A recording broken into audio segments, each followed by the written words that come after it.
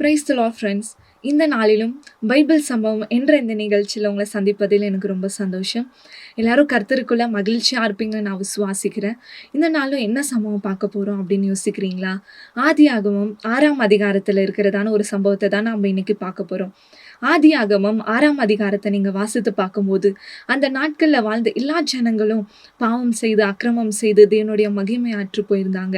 அந்த நாட்களில் வாழ்ந்திருந்த ஒரு மனிதன் கர்த்தருடைய கண்களில் கிருபை பெற்றிருந்தார். அது யாருன்னு யோசிக்கிறீங்களா? அது வேற யாரும் கிடையாது, நோவா. நோவா ஏசப்புடைய கண்களில் கிருபை பெற்றிருந்தார். ஏசப்பாக்கு முன்பதாக உண்மையாய் வாழ்ந்து உத்தமமாய் வாழ்ந்து ஏசப்புடைய கண்களில் கிருபை பெற்றிருந்தார்.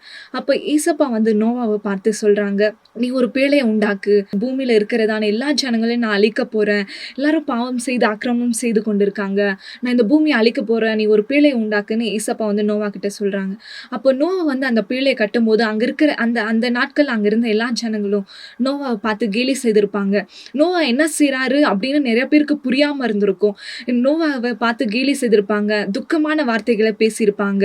அதை போலதான் ஃப்ரெண்ட்ஸ், இந்த நாள்லயும் நீங்க உங்களுக்கு கொடுத்துருக்கிறதான ஊழியத்திலாம் இருக்கட்டும், இல்லைன்னா உங்க லைஃப்ல உங்க கோல்ஸ்ல உங்க ஹேம்ஸ்ல உங்க ட்ரீம்ஸ்ல தொடர்ந்து முன்னேறி கடந்து போய் கொண்டு இருக்கும்போது அநேகர் உங்களை பார்த்து கேலி செய்யலாம், பரியாசம் செய்யலாம்.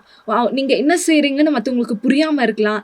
ஆனா அதெல்லாம் பார்த்து நீங்க சோர்ந்து போகாம, எப்படி நோவாவை எல்லாரும் கேவலமா யோசிச்சிருப்பாங்க, இல்ல அவர் என்ன செய்றான்னு புரியாம இருந்திருக்கும்.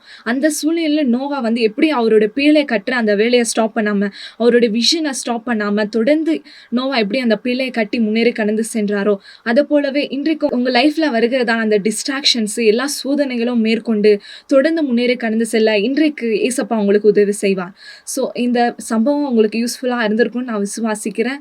ஸோ தொடர்ந்து லைக் பண்ணுங்க, சப்ஸ்கிரைப் பண்ணுங்க, அண்ட் நீங்க பெற்ற ஆசீர்வாதத்தை மற்றவங்களுக்கும் ஷேர் பண்ண மறக்காதீங்க. God bless you.